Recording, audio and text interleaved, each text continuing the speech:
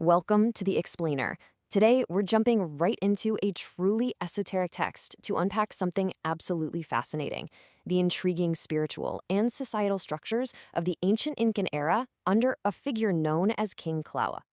Whether you're completely new to this material or you've been following these historical and spiritual claims for a while, we're going to break down exactly how this society is supposedly functioned. We are taking a real micro to macro journey today. We'll start from the deepest, most personal recesses of the human mind and expand all the way out to the gritty geopolitical realities of defending an ancient kingdom. Our primary source for this explainer is the esoteric text, The True Heart of Ancient Incan King Rient Croud. Just to be clear right up front, we are impartially exploring the very specific teachings, spiritual philosophies, and historical claims presented within this book. The source posits the existence of a highly advanced ancient civilization governed by profound spiritual laws, way before the Inca Empire as it's conventionally recorded in mainstream history.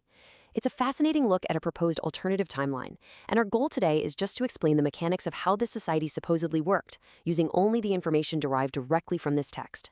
So here's our agenda for today. 1. The internal world. 2. Spiritual maintenance. 3. Coexistence love.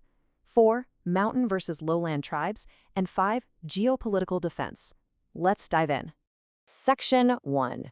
The internal world. Cultivating the soul. According to the source, this entire society was built on faith and asceticism, centering on a core concept called mind transparency. The text dedicates a massive amount of focus to this idea. Think of your mind kind of like a camera lens.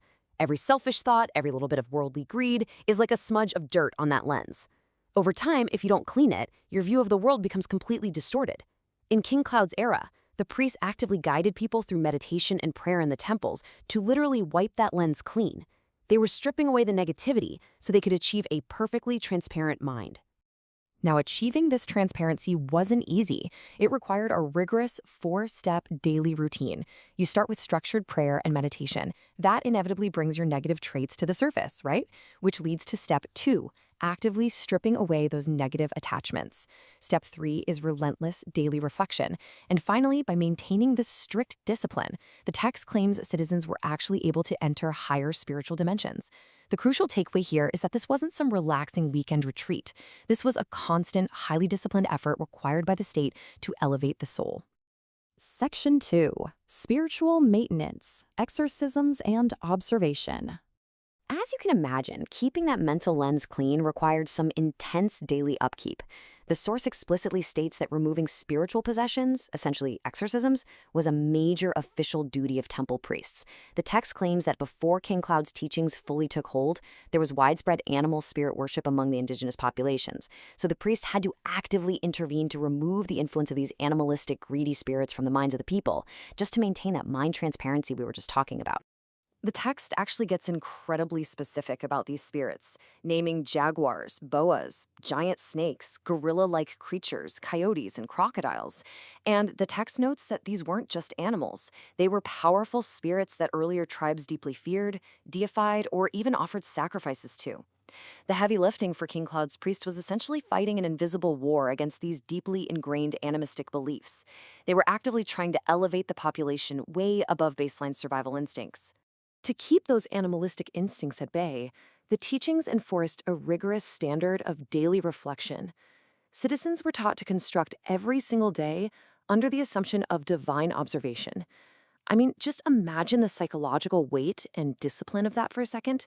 Living every single moment, making every single decision as if you are constantly being watched by a divine presence.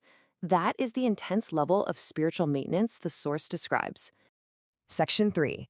Coexistence love, from self to community. So what actually happens when a society purifies its collective mind? Well, according to the text, the answer is coexistence love. Personal enlightenment was absolutely not meant to be a selfish pursuit where you just go sit alone on a mountain. Instead, a spiritually cleansed individual was expected to use their heightened state to push others upward. It was a civic duty. By mastering your own mind, you are required to actively guide others and contribute to the real, physical, and spiritual development of your villages and towns. It's described as a beautifully interconnected system of communal growth. Section 4. Mountain versus lowland, the realities of survival. But hey, even a highly spiritual society still has to eat, right? The kingdom faced a really stark macro dichotomy. On the one hand, the mountain people had peak spiritual governance, but practically speaking, a pretty terrible food environment. You can't exactly eat enlightenment. On the other hand, you have the lowland tribes. They lived in environments rich with seafood and crops, but, and this is a huge but according to the text, they often held entirely different, sometimes hostile religious views. This stark geographic and ideological divide meant they needed a very, very strict system of governments. So the crucial point here is how they bridged this gap. The source outlines an ancient taxation system. Currency, as we know it today, wasn't the driver, resources were. Because the mountain capital lacked food, the lowland tribes were required to pay tributes in the form of seafood, seaweed, vegetables, and fruits. This physical sustenance is what allowed the mountain priests to focus on the spiritual heavy lifting for the entire kingdom. Section 5. Geopolitical Defense. Protecting the Kingdom. Now, forcing tribes with totally different beliefs to pay food taxes? That inevitably creates friction. To manage this, the civilization had to be highly capable of defending itself. Beyond the expected swords, spears, and bows, the source makes a genuinely fascinating claim. They possessed early explosive, gunpowder-like technologies, far ahead of what mainstream history accepts for this region. And this was all backed by organized troops and complex logistical supply lines. The author actually describes this era not as a time of primitive skirmishes, but as a future-type advanced civilization. The text explicitly mentions the systematic formation and training of troops, logistical resupply operations, and a highly structured system of rule. We're talking about a sophisticated state apparatus designed specifically to enforce order and protect the spiritual center of the kingdom from lowland rebellions or outside incursions. Which leaves us with this final, truly provocative thought. How does a civilization actually balance all this?